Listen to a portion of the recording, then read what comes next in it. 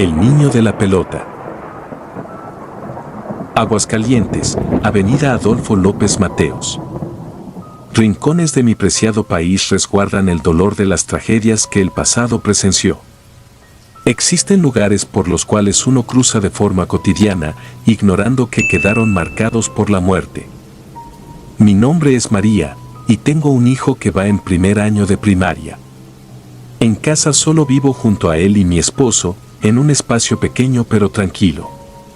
Y mientras que mi esposo Luis dedica gran parte de sus días a cumplir dentro de una fábrica, yo me encargo de atender las cosas de la casa y cuidar de Misael.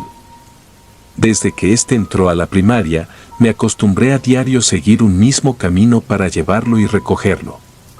Sin embargo, hubo una tarde en la cual decidí que nos regresáramos a casa por un camino diferente, puesto que nunca estaba de más el conocer de mejor manera la zona, ya que teníamos poco de haber llegado. Mientras cruzábamos por enfrente de un gran edificio, Misael detuvo su caminar y me preguntó: «Mamá, ¿tú también escuchaste a un niño reír?». Confundida, me quedé en silencio. En los primeros segundos estando afuera de aquel edificio, no escuché nada, hasta que, de pronto, de forma súbita, igual alcancé a oír la risa de un niño, que parecía provenir de adentro de ese edificio. Normalmente, el escuchar en la calle la risa de un pequeño no suele representar nada fuera de lo común. Sin embargo, esa risa de voz aguda provocaba escalofríos, así como una inexplicable sensación de preocupación. En cuanto esa extraña risa se detuvo, lo que escuchamos después fue el fuerte rebotar de una pelota aproximándose a nosotros. Entonces, desde la entrada principal del edificio, vimos salir una pelota roja, como si alguien nos la hubiese pateado desde adentro. Al inclinar mi cabeza hacia esa entrada de la cual provino la pelota, no vi nadie cerca y no quise adentrarme para averiguar si el niño de esa risa continuaba allí. Dada la situación confusa, le dije a mi hijo que mejor siguiéramos con nuestro camino. Luego de haber dado apenas un par de pasos, de nuevo escuchamos a alguien patear la misma pelota, haciendo que ésta nos alcanzara, pero, al ver hacia atrás, no había absolutamente nadie. Sin darme cuenta, a Misael se le hizo fácil levantar ese juguete. Aunque por más de 3 veces le ordené que la volviera a dejar en el suelo, este me insistió en que le permitiera llevársela a casa. Hubiese continuado con aquella discusión, de no ser porque escuché unos pasos detrás de nosotros. Solo para apresurar las cosas, terminé por darle permiso de traerla a casa. Durante el resto del camino, continué escuchando los pasos de un tercero, como si nos estuviera persiguiendo, mas, en cada ocasión en que volteaba la mirada, no veía a nadie. Y recuerdo que, en el instante en que por fin llegamos a casa, me sentí mucho más aliviada por el hecho de estar a salvo. Lo cierto era que no podía mencionárselo a mi pequeño hijo de 6 años, pero, en esos minutos previos a llegar a la casa sentí mucho terror y mi angustia creció tanto, que incluso las distancias cortas me parecieron más largas de lo común. Antes de que Misael se pusiera a hacer la tarea, vino a mí diciendo que la pelota tenía algunas manchas extrañas. En cuanto éste me la dio para que la revisara, descubrí con horror que no se trataban de manchas de lodo o de cualquier otra suciedad, sino de salpicaduras de sangre. Paralizada por el horror, dejé caer la pelota, sintiendo un fuerte dolor en los huesos por la impresión. Ahora, era presa del dilema de no saber qué hacer con algo tan atroz como eso. Primero pensé que lo mejor era llevarla a alguna delegación para que la autoridad se hiciera cargo, pero me inquietaba que injustamente nos viéramos implicados, debido a todas las marcas que para entonces ya habíamos dejado de nuestros dedos. Mientras pensaba en qué hacer con aquel juguete lleno de muestras de sufrimiento, vi cómo Misael lo volvía a levantar del piso. Y con un tono de preocupación le pedí que la volviera a dejar en el piso, para que me encargara de tirarla a la basura cuanto antes. En respuesta, mi hijo comentó: «No la podemos tirar a la basura, mamá. Pues le pertenece al niño». Sintiendo como mis nervios crecían, me atreví a preguntar de qué niño me estaba hablando. Misael dijo que se refería al niño del edificio, quien era el verdadero propietario de la pelota, la cual él quiso tomar prestada. Y poniéndome firme con la situación, procedí a quitarle la pelota y la aislé en una bolsa. Y a pesar de que mi hijo se puso a llorar por esto, no volví a acceder a que la tuviera, pues me llenaba de angustia tan solo imaginar los escenarios bizarros por los que tuvo que pasar. En cuanto Luis llegó a la casa, le expliqué el pánico que sufrí a lo largo de la tarde, desde que la risa de aquel niño desconocido se escuchó en el edificio, anunciando la llegada de esa pelota con rastros de sangre. Lo mejor que se le ocurrió a mi esposo fue prometerle a Misael conseguirle una nueva. En cuanto a la escalofriante que ahora teníamos en casa, me pidió que por favor la llevara hasta la basura de afuera y nos olvidáramos del tema para no caer en la obsesión.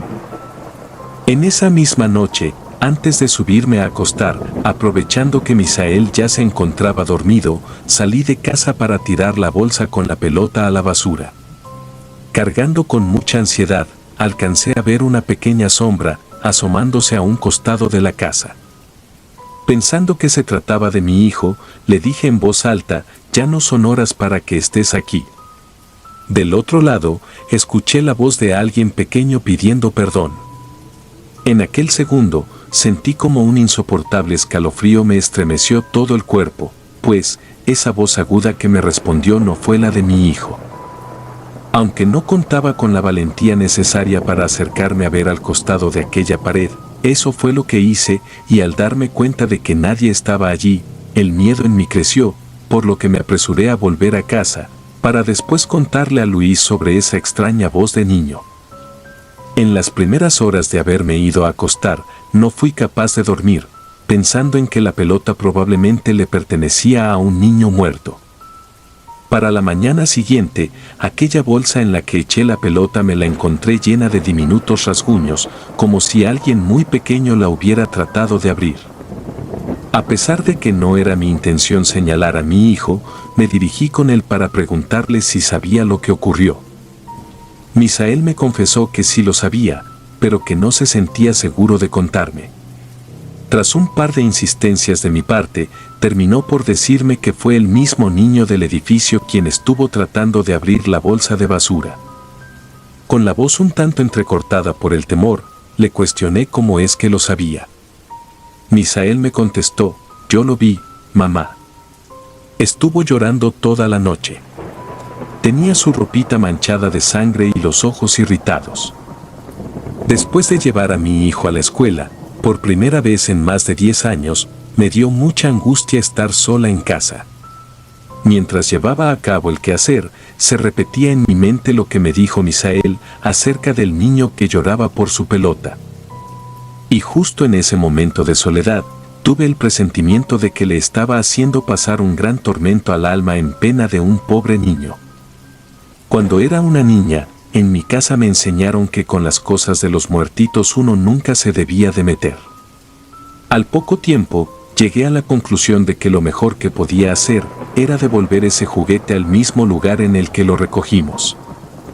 Viéndome obligada a enfrentar el reciente terror, saqué de la basura esa bolsa con la pelota y me dirigí a pie rumbo a ese edificio. De la misma manera en que ocurrió antes, se escucharon pequeños pasos detrás de mí.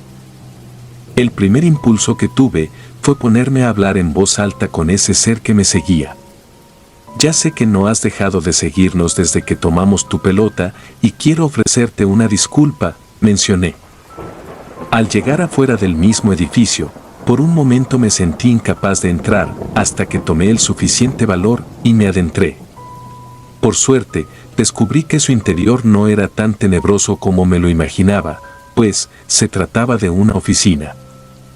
En el recibidor, una señorita me preguntó por el motivo de mi visita. Y siendo sincera con ella, le expliqué todo lo que nos ocurrió en la tarde anterior y le mostré la pelota. Enseguida, vi preocupación en su rostro. Luego de recibir el juguete, me dijo que lo llevaría hasta el tercer piso y me pidió que la esperara. En el momento en que regresó, me dijo que aquella era la pelota que le pertenecía al fantasma conocido de la oficina.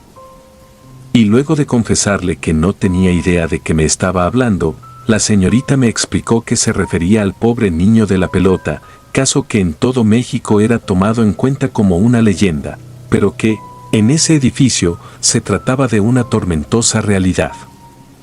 Años atrás, la tragedia comenzó con una pobre mujer, la cual, no contando con un lugar en donde dejar a su hijo, lo tuvo que llevar con ella a la oficina, en un día en donde además debía de quedarse hasta muy tarde. Por desgracia, uno de los policías que se encargaban de vigilar la oficina tenía la falsa creencia de que el piso 4 se hallaba vacío, ignorando por completo la presencia del pequeño niño. Sin dar aviso a aquel vigilante, el niño de la pelota se apareció de sorpresa, provocando en ese hombre un sobresalto tan severo y repentino que terminó por sacar su arma, disparándole sin siquiera ver. Y cuando éste se dio cuenta de la atrocidad que hizo, ya era demasiado tarde, el niño se encontraba muerto y su cuerpo yacía tirado en el suelo. Después de conocer la trágica historia, salí de aquel edificio llorando, con todo el dolor que solo una madre puede sentir. Y desde que devolví esa pelota a donde pertenecía, no volvimos a presenciar nada paranormal. La lección que me queda de esto es que a veces las leyendas están demasiado lejos de solo ser inventadas.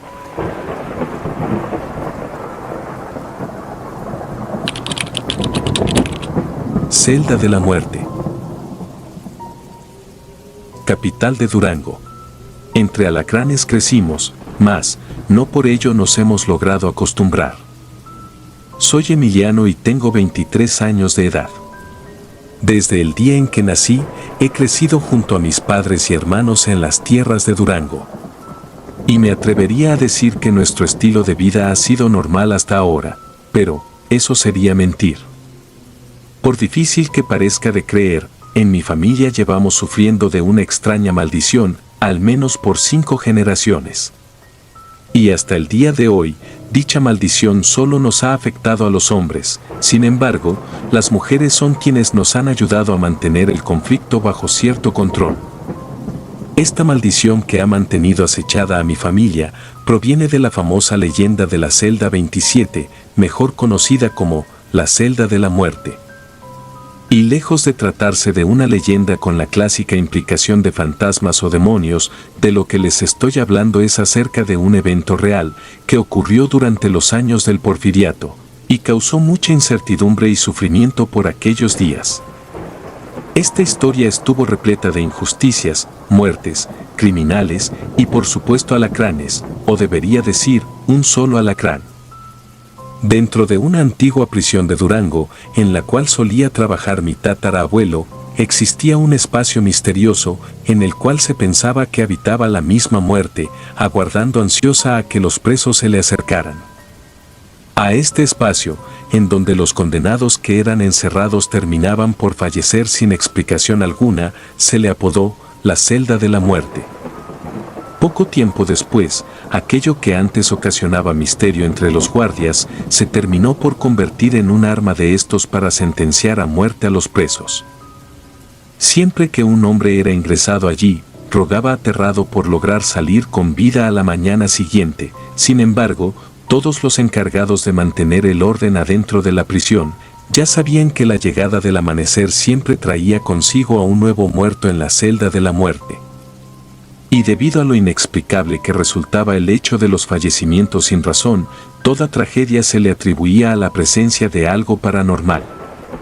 Algunos creían que era obra de algún espíritu perverso, mientras que otros sospechaban que se trataba de Satanás, haciendo notar su presencia en la cárcel de este modo para atormentar al resto de reos. En mi familia, de generación con generación, se ha mantenido vivo el rumor de que nuestro tatarabuelo Fernando disfrutaba ser testigo de esas muertes que ocurrían en la celda 27. Se decía que la forma en que éste gozaba de aquel espectáculo de cadáveres era tal que a propósito sugería llevar a más reos tras esas rejas malditas, incluso si sus crímenes no ameritaban la muerte. Y de entre los hombres que llevaban más de 5 años aprisionados, había uno que destacaba por su coraje y astucia. A este hombre se le conocía como Juan Sin Miedo, pues, antes de que fuera recluido, se había hecho de la fama de contar con demasiada valentía y arrebato en su actuar. Juan fue llevado hasta esa prisión luego de dispararle por accidente a una pobre señora. Aquel día en que Juan fue acusado de asesino, lo único que éste trataba de hacer era defender a unos niños de un perro rabioso que estaba por atacarlos. Lamentablemente, el destino le jugó la peor de las bromas, arrastrándolo hasta prisión, privándolo de la diversión, de su libertad y también del futuro que tenía planeado vivir junto a su esposa Guadalupe. Lo que nadie sabía, ni siquiera el mismo Juan, era que éste estaba a punto de cambiar las reglas de muerte impuestas por la celda 27. Y en un momento crucial para la vida de Juan, se decidió que éste sería llevado hasta aquella celda de la muerte. Antes de abandonarlo a su suerte, se le dijo que, si éste era capaz de vencer a lo que fuera que allí dentro ocasionaba las muertes, entonces podría salir en libertad al día siguiente. Aceptando ese reto de pelear contra la muerte, Juan pidió que como última voluntad le llevaran hasta la celda un banco, una docena de velas y una caja de cerillos. En las primeras horas en que éste estuvo tras las rejas, se mantuvo en la oscuridad y el frío, aguardando a que apareciera una mínima señal del misterioso culpable de las muertes. Luego de escuchar el eco del inquietante caminar de un insecto, encendió su veladora y, con horror, descubrió que se hallaba ante un gigantesco alacrán de aproximadamente 30 centímetros. Aquel bizarro insecto había sido el verdadero culpable a cada una de las muertes. Y con tal de poder sobrevivir de la noche al amanecer, Juan se quitó su sombrero y con este mantuvo capturado al animal, haciendo además uso del banco para impedir que se escapara. A la mañana siguiente, en la cual esperaban encontrarlo sin vida los carceleros del lugar, entre ellos mi tatarabuelo, se llevaron la enorme sorpresa de encontrar a Juan sin miedo, aún con vida y en pie. Por lo que orgulloso por su reciente descubrimiento y triunfo contra la celda de la muerte, le dijo a quienes lo capturaron: «Me parece que he resuelto el misterio de esta celda». Cumpliendo con la promesa, Juan volvió a ser puesto en libertad, y después de tantos años, por fin pudo casarse con su prometida. Hoy en día, aquel desgraciado alacrán asesino se le puede visitar en el Museo de Minería de Durango. Y aunque para Juan sin miedo la historia tuvo un final feliz, la justicia no contaba con los mismos planes para mi tatarabuelo Fernando. Pues desde que ese gigante alacrán fue capturado, este comenzó a tener alucinaciones con las almas de los reos que, en su momento, mandó a encerrar en la celda de la muerte. Se quejaba de a diario ver sus siluetas por las noches y escuchar sus reclamos y lamentos en las horas laborales. Alcanzando el punto de volverse demente, abandonó su trabajo en la prisión y se quedó en estado de calle.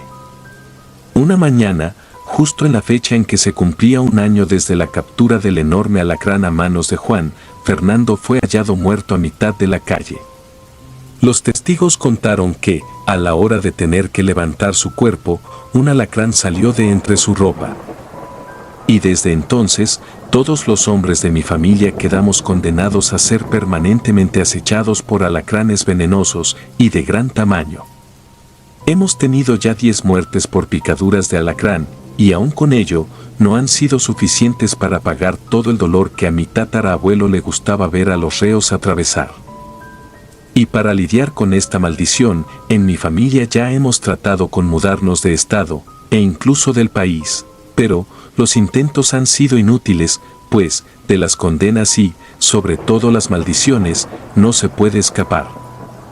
Para demostrarle a la vida cuán arrepentidos estamos por los crueles actos de Fernando, en cada uno de nuestros hogares tenemos puestas ofrendas, dedicadas exclusivamente a aquellos que perdieron la vida en la celda de la muerte, por órdenes suyas. Desde que éramos pequeños, mi mamá nos acostumbró a mis hermanos y a mí a rociar esencias de lavanda en nuestros cuartos y ropas, pues esta ayuda a ahuyentar a los alacranes. Y a pesar de que hay partes de la familia que se han tomado muy en serio tanto los cuidados como las advertencias, también contamos con familiares incrédulos. Mi primo Uriel, de 33 años, siempre resaltó en la familia de muy mala forma, debido a que tenía la pésima costumbre de burlarse de nuestras costumbres y temores en torno a la maldición de los alacranes. Una vez al mes, la mayoría de la familia nos reunimos en la iglesia con la finalidad de pedir perdón de rodillas para que las siguientes generaciones no tengan que pasar por el mismo terror y castigo que nosotros. Por alguna razón, a Uriel le pareció que sería divertido llevar mucho más lejos sus burlas, llegando al límite de lo irreverente. En nuestra última visita familiar a la iglesia, metió a escondidas una pequeña bocina. Al tornarse la visita más seria y ver que nos poníamos de rodillas, puso a gran volumen el corrido de la celda 27, interpretado por Conjunto Primavera. Por supuesto, aquello despertó el coraje de todos, por lo que le ordenaron que quitara la música, pero, en su lugar, subió más el volumen y se puso a gritar que con esa canción quería ser enterrado, si es que algún alacrán lo alcanzaba a picar. Y de tanta molestia que causó en el interior de la iglesia, lo terminaron corriendo. Recuerdo que, desde afuera, nos siguió gritando. Dijo que nuestra maldición era falsa, producto de las supersticiones, y aún con su música puesta, exclamó: reto a cualquier alacrán ponzoñoso a que se me acerque. Para que vea cómo le va, que yo no soy como mi tatarabuelo. Durante todo un mes, no tuvimos ninguna clase de incidente, ni siquiera mi primo Uriel, el incrédulo y déspota. Pero no fue hasta una madrugada del mes pasado, que recibimos una llamada informando de una tragedia. Se trataba de la esposa de Uriel. Consternada y apenas logrando formular las palabras, nos dijo que a mi primo ya lo había alcanzado el piquete del alacrán, justo a un costado de la frente. Y por lo que entendí, mientras que dormía, el alacrán salió por debajo de su almohada y subió en esta hasta alcanzar a picarlo en la cara. Fue así como mi primo se convirtió en la 10ª víctima de la maldición. Con esta clase de cosas no se juega, y menos si en nuestras familias se nos lleva advirtiendo desde hace tantos años. A pesar de que pareciera una burla, tal y como nos lo pidió Uriel, le hemos dado la despedida con el corrido de la celda 27 del Conjunto Primavera. No sé si existirá algún día en que esta incertidumbre dejará de perseguir a los hombres de nuestra familia, pues parece que nunca acabará. Ahora, mis 2 deseos más grandes en la vida son: 1, que no me alcance el piquete del alacrán, y 2, tener a puras mujeres como hijas.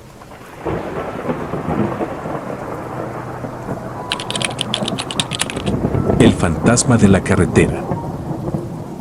He pensado mucho antes de decidirme a contarle a alguien mi historia. Es algo que sucedió hace algunos años y que hasta hoy me atrevo a contar. Porque fue tan raro y aterrador que me propuse borrarlo de mi memoria. Porque contar esto es como revivir aquel momento en que sentí el mayor terror que he sentido en mi vida. Dice un viejo refrán de mi tierra, que nunca dejes camino por vereda. Si yo le hubiese hecho caso, no tendría hoy nada que contar, pero no lo hice, y aquí estoy listo para contarle esta historia. Si ya estás listo, comenzamos. Recibí el reporte de que alguien estaba solicitando un servicio cerca de donde yo estaba.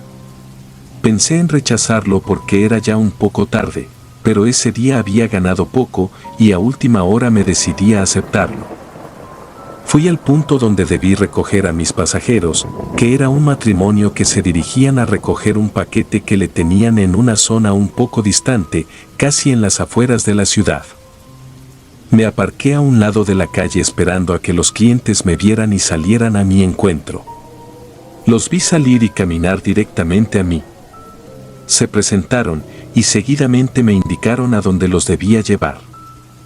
Puse la dirección exacta en el teléfono para seguir la ruta hasta mi destino, pero el hombre me recomendó que no siguiera por donde me indicaba el celular, que él me iba a guiar por un sendero más seguro, por eso de los asaltos. Y se sentó a mi lado, en el asiento del copiloto. Dejamos la avenida para enderezar por una calle que salía a la costa de Santa Cruz. Era una de esas calles solitarias y en muy mal estado, pero que te permiten cortar camino y ahorrarte muchos kilómetros, Por eso fue la razón que acepté.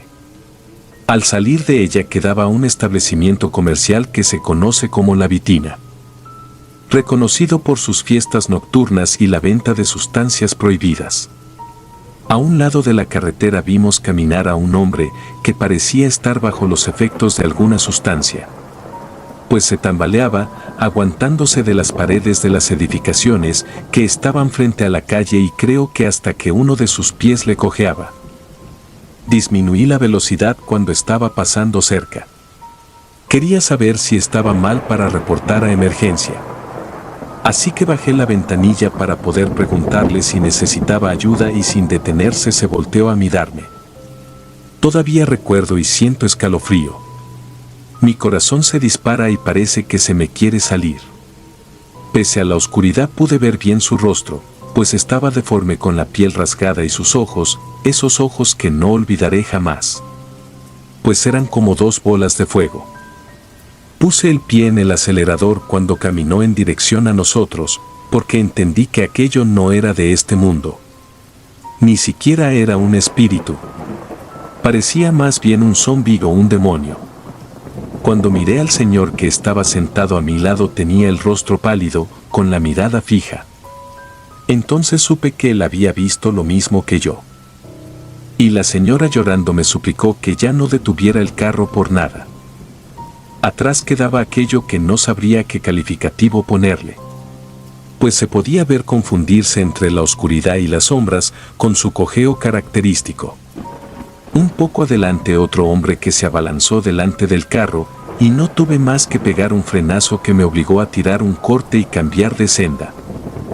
Mientras me recuperaba pregunté a mis clientes si estaban bien, si habían sufrido algún golpe con el inesperado incidente.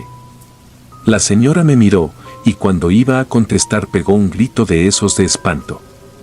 Cuando me viré, pude ver aquella bestia a través del parabrisas. Tenía toda la piel muy blanca como tienen los difuntos, la boca abierta en forma de ataque, que dejaba ver los dientes puntiagudos. Tenía garras en las manos y sus brazos golpeaban una y otra vez la parte delantera del carro. Fue un momento de espanto. Aquella bestia que nos amenazaba, la oscuridad cada vez más tupida y la señora que no dejaba de gritar. Era como si los zombis estuvieran ese preciso día de fiesta, acosando a cada viajero que se encontraba en la calle hasta esa hora.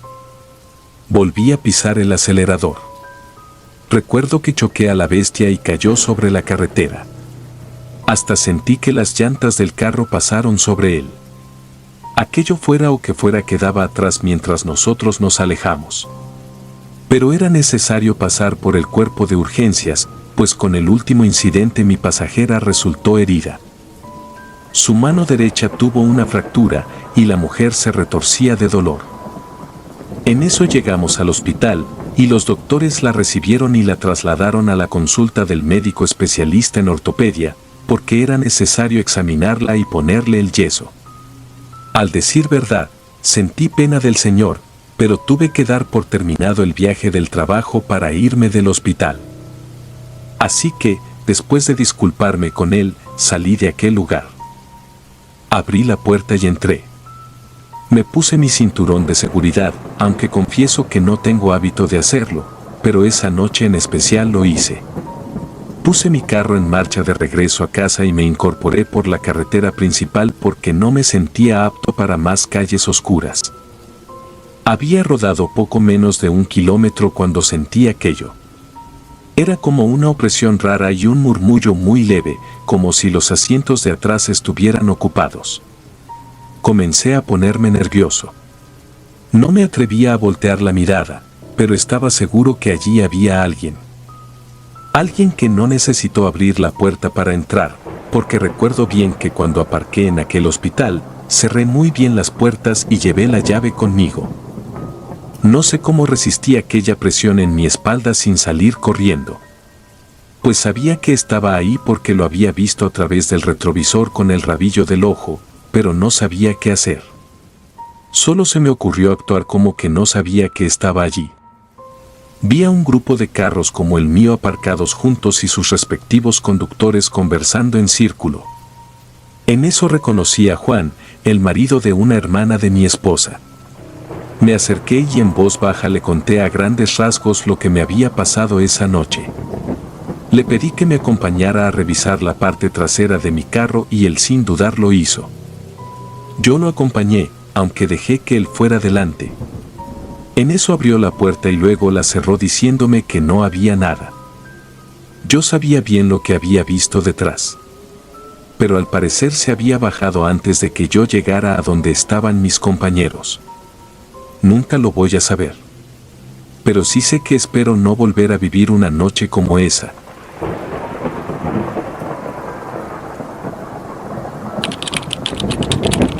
El fantasma sin cabeza.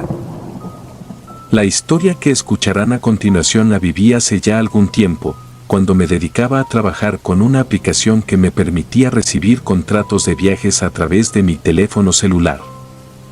No era el mejor trabajo del mundo, pero con él ponía el plato todos los días en la mesa y sin necesidad de soportar la explotación a que somos sometidos y muchas veces por parte de los dueños de las empresas. Ya era casi las 10 de la noche. Acababa de dejar a mi cliente cerca de la avenida y pretendía regresar a casa ya. Entonces recibí el reporte de que alguien estaba solicitando un servicio muy cerca de allí. Pensé en rechazarlo, porque esa noche me sentía realmente agotado. Pero luego reflexioné, y en esos tiempos tan difíciles no podíamos darnos el gusto de rechazar un trabajo. Así que tuve la mala idea de aceptar. Revisé el teléfono para encontrar la dirección exacta. Intentaría terminar lo antes posible con mi viaje y luego me marcharía a casa por fin. Busqué a mi clienta poco más allá, después de cruzar la avenida a la izquierda. Era una chica de cuerpo delgado, de esas que parecen inofensivas, muy linda, eso sí, debía tener unos 18 años quizás. Llamó mucho mi atención que una chica con esas características estuviera a esa hora sola en aquel lugar. No tenía pinta de mujer de compañía, pues parecía más bien ser una buena chica, educada y estudiosa. Pero igual, la chica en cuestión no me importaba, solo quería hacer mi trabajo y largarme a mi casa a descansar. La recogí y le pregunté si viajaría sola y a dónde la llevaba. Me dijo que sí y que, por favor, si podía llevarla a la favela del cerro, que se le había hecho muy tarde y si no regresaba, sus padres se preocuparían. La verdad, el lugar me aterró. Pues por ahí se estaban reportando varios asaltos a carros como el mío, y había jurado no aceptar un viaje para allá. Me volteé para decirle que se bajara de mi auto y que volviera a solicitar el servicio para que otra persona la llevara, que yo no iba para esa zona. Pero ella me suplicó que no la dejara sola en aquel lugar. Que, si era por miedo a ser asaltado, ella me diría cómo entrar y salir de la favela, que conocía todo aquello como la palma de su mano. Que, si la bajaba allí, su vida corría peligro. En ese momento entendí que me había metido en un lío de aquellos en los que no sabes cómo entras, pero no cómo vas a salir. Pero no me quedaba otra, pues ya estaba comprometido con la súplica de la joven. Puse mi auto en marcha y tomé la carretera que iba a Santo Tomás hasta salir de la ciudad, buscando siempre seguir por las rutas más concurridas y evitando a toda costa ser víctima de un asalto. Luego, ya fuera de la ciudad, seguí por Vía Blanca, la carretera que conducía directamente a la favela donde debía llevar a la chica. Ella permanecía sentada atrás en total silencio, pero muy atenta a todo. Era como si esperara a que pasara algo. Pues estaba muy nerviosa, lo pude ver por el retrovisor. Les confieso que una idea pasó por mi mente. ¿Acaso esa chica sería la carnada para robarme, o será cierto que su vida corría peligro? Me preguntaba a mí mismo. En ese momento, un auto negro se nos acercó muy rápido, haciéndome señas para que me detuviera. Ella se puso muy nerviosa y llorando me dijo que siguiera, que no fuera a parar por nada, y así lo hice. Porque comprendí que si detenía la marcha, algo malo podría pasarnos. ¿Qué momentos aquellos los que viví esa noche? Muchas fueron las cosas que pensé, pero ya estaba metido en aquella situación y tendría que ingeniármelas para salir de ella con vida. El carro negro se puso al lado nuestro para intentar golpearnos y sacarnos de la carretera. Eran malhechores, estaba seguro. Pero yo me las ingenié para librarme de ellos y mantenerme sobre el asfalto. Aunque puse la velocidad máxima, el otro auto terminó por adelantarme sin hacer mucho esfuerzo. Pensé que iba a intentar detenerme volteando de pronto, pero no fue así. Siguió de largo hasta perderse en la oscuridad de la noche. En eso le pregunté a la muchacha qué rayos estaba pasando. Ella, entre sollozos, solo me dijo que no sabía quién era, pero que todo el día ese auto la estuvo siguiendo y que tenía mucho miedo. Continué el trayecto, muy atento a todo, porque me sentía en el peligro de muerte. Seguí adelante, ya la favela estaba más cerca, pues solo pensaba en dejar a la chica y regresarme a mi casa. Pero las cosas todavía se complicarían más. Pues el auto comenzó a dar señales de que me estaba quedando sin gasolina. Había olvidado pasar por el Serví a rellenar el tanque y era necesario detenerme en el próximo comercio que estaba muy cerca para abastecer y continuar. A mi clienta no le gustó mucho cuando le dije, pero era realmente necesario o se terminaría un poco más adelante y este era el único comercio que estaba en esta ruta y entonces sí, la cosa se pondría aún más fea. Así que aceptó, solo me pidió que fuera rápido. Detuve la marcha y entré por la vía que llevaba directo a donde estaba la bomba de combustible. Cuando me incliné para abrir la puerta, la muchacha me tocó. Estaba pálida y apenas podía hablar. Con gestos me indicó que mirara hacia aquel lugar, cerca de la vía y así lo hice. Allí estaba el carro negro estático, en el último parqueo, con las luces prendidas. Parecía estar como esperando a que yo volviera a la carretera, para entonces volver al ataque. En eso volví a la bomba para abastecer mi carro y continuar con aquel viaje. La chica me siguió. No quería quedarse dentro del carro, y yo sabía el porqué. Le puse la gasolina al tanque y volvimos a la carretera. Aquel maldito carro que volvía a seguirme, lo podía ver detrás, pues llevaba el mismo paso mío. En eso aceleré y él también lo hizo. No era un asalto, de eso estaba seguro.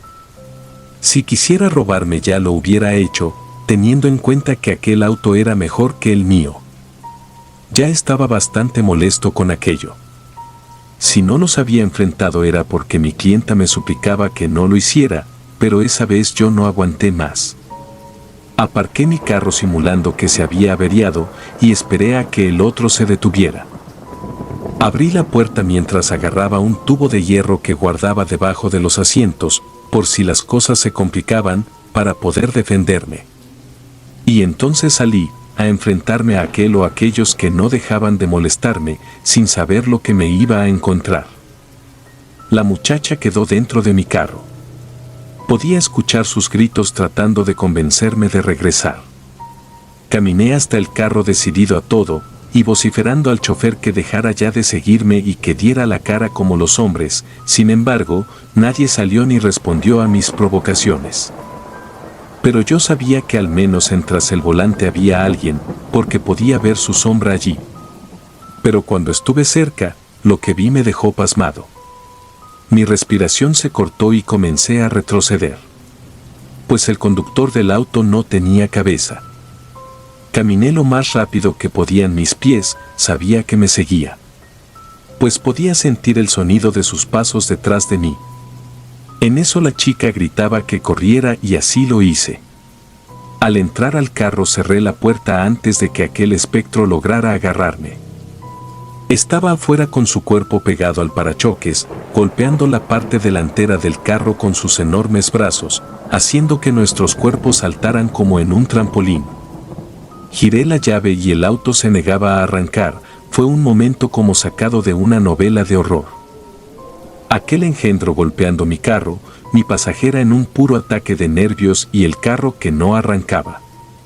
Volví a girar y por fin arrancó el motor, puse la marcha atrás y con una buena maniobra lo golpeé. Luego logré esquivar aquel cuerpo decapitado que poco a poco fue quedando en el horizonte oculto por la oscuridad de la noche. Después de un rato disminuí la velocidad, pues el peligro había quedado atrás. Ya estábamos muy cerca del lugar donde debía dejar a mi pasajera, así que al llegar frente a la casa me estacioné. Esperé a que la chica se bajara y me marché. Cuando había recorrido algunos metros, me percaté de que el bolso de la muchacha se había quedado sobre el asiento trasero. Así que, como estaba cerca, me di la vuelta y fui hasta la casa a donde había entrado ella. Abrí la verja y fui hasta la puerta de entrada, y toqué el timbre. Ella abrió la puerta y reconocí su cuerpo y hasta su ropa. Solo que cuando me abrió ya no tenía cabeza.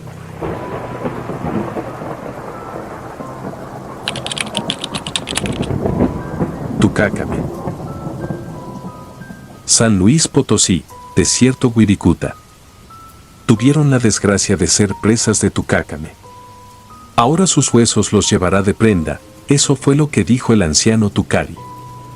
En el año 2018, durante el periodo de vacaciones del mes de julio, un grupo de 4 jóvenes extranjeros que decidieron viajar con destino al desierto Wirikuta, acabaron desaparecidos y sin dejar mínimas pistas de su posible paradero.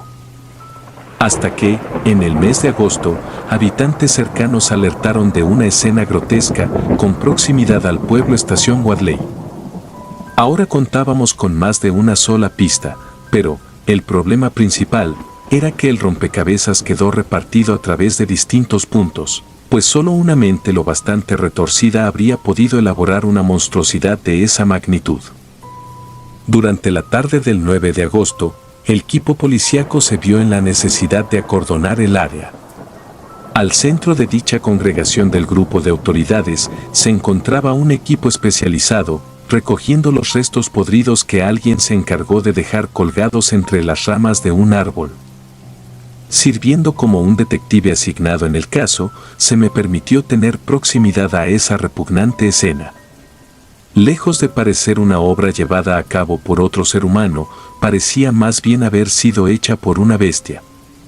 De aquel pobre árbol, colgando cual decoración insensible de Halloween, se hallaban expuestas diferentes partes de los cuerpos de los jóvenes desaparecidos.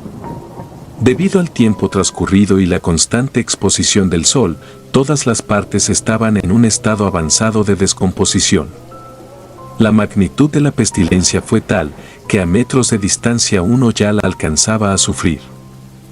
Y por encima de nuestras cabezas volaban los buitres y los opilotes, ansiosos por bajar y poder comenzar a devorar. Por lo visto, teníamos mucho trabajo por hacer y grandes interrogantes por resolver. Para entonces, a las familias de los 4 afectados ya se les había informado del lamentable evento. Siempre resultaba una tarea difícil cuando se trataba de notificar esta clase de cosas, pues no parecían existir palabras adecuadas para describirlas. Después de sacar las fotografías necesarias desde distintos puntos, me aproximé a las casas más cercanas para tomar apunte de los distintos testimonios y comenzar a elaborar mis propias conclusiones.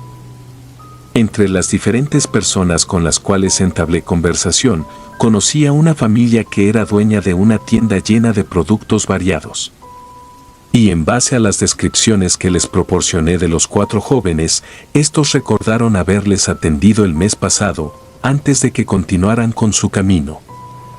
En el inventario que quedó de aquellos días, el único aporte que parecía al menos un poco útil para la investigación fue que estos habían hecho una escala allí para surtirse de bebidas alcohólicas en la noche del jueves, 12 de julio.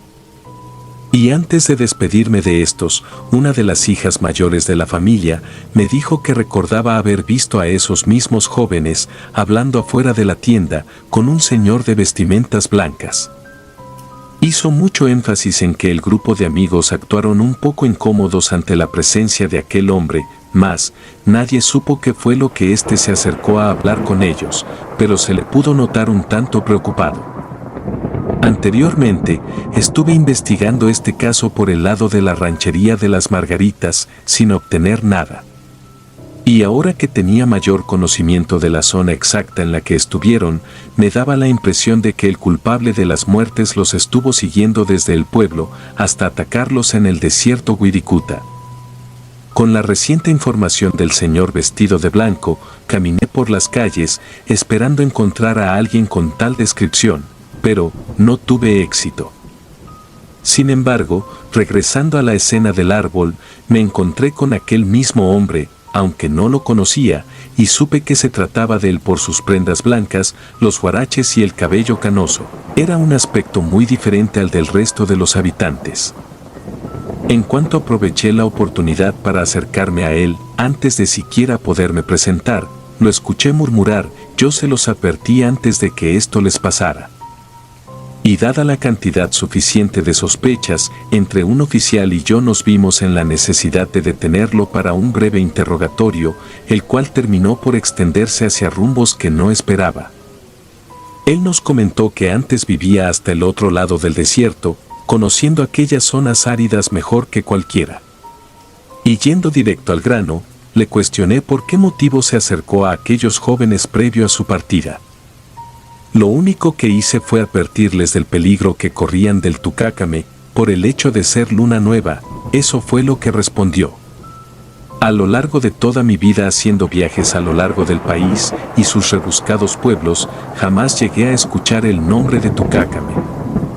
Entre la confusión, le pregunté al señor si se refería al sobrenombre de algún criminal.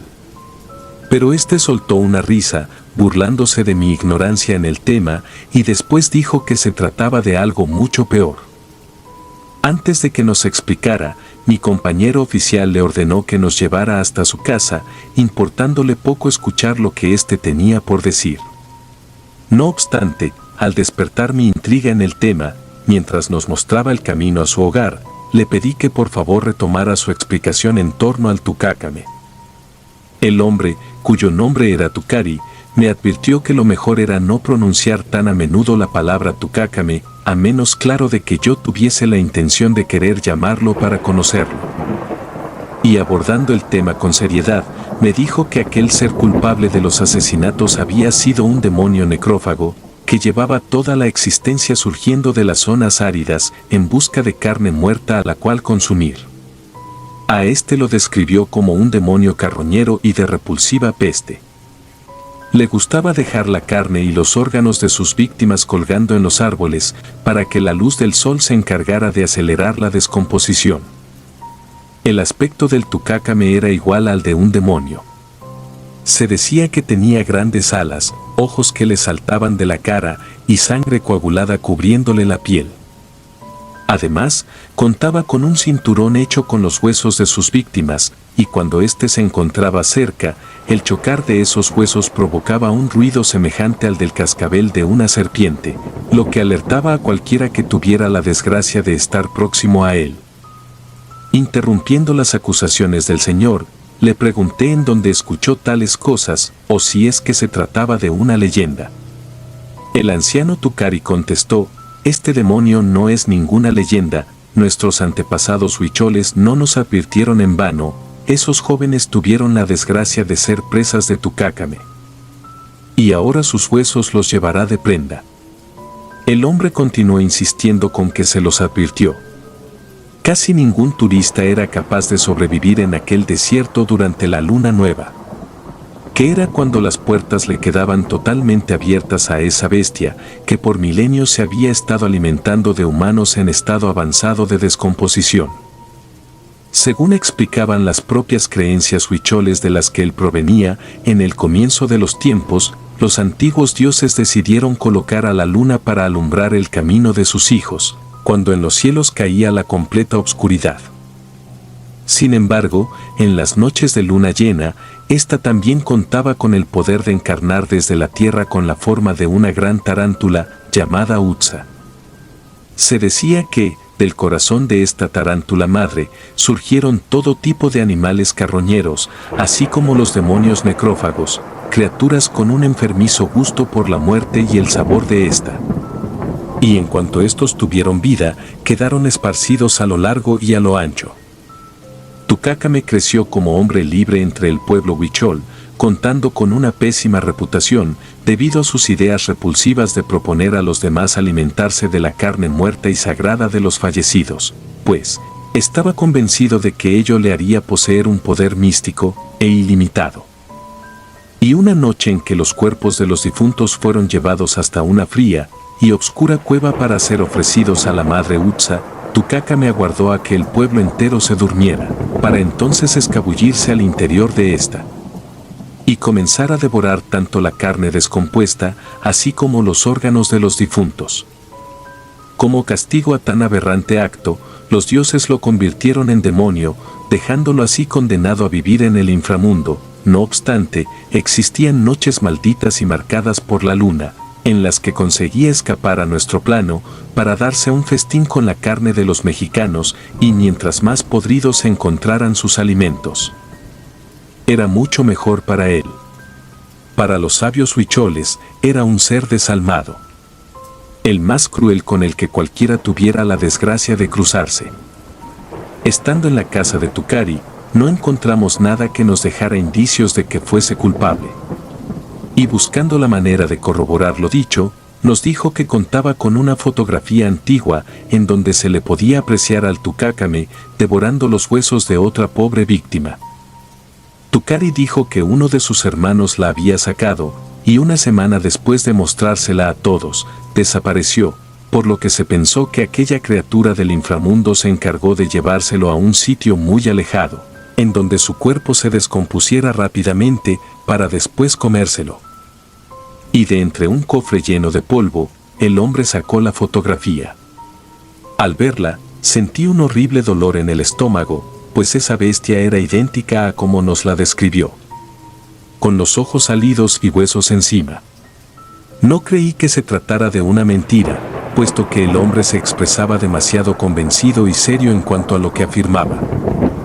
Tucari nos pidió que por favor conserváramos la fotografía, si es que ésta nos serviría de algo en nuestra búsqueda, aunque advirtió que nunca íbamos a poder ser capaces de terminar con aquel demonio, pues llevaba tanto tiempo infundiendo terror en aquellas tierras que incluso se podría llegar a pensar que los intrusos en el desierto éramos nosotros, y no Tucácame.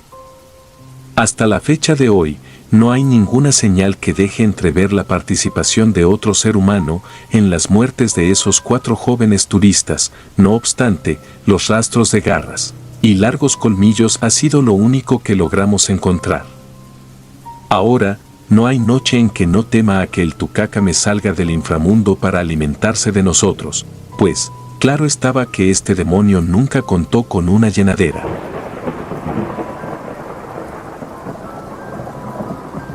Si te gustaron los relatos, apóyanos con un like o un comentario, ya que eso nos ayudaría bastante. Y si no estás suscrito o suscrita, te invito a que lo hagas para que no te pierdas lo mejor de los relatos de terror. Sin más, gracias por escucharnos. Relatos escritos y adaptados por Dea Martín y Mara Rey.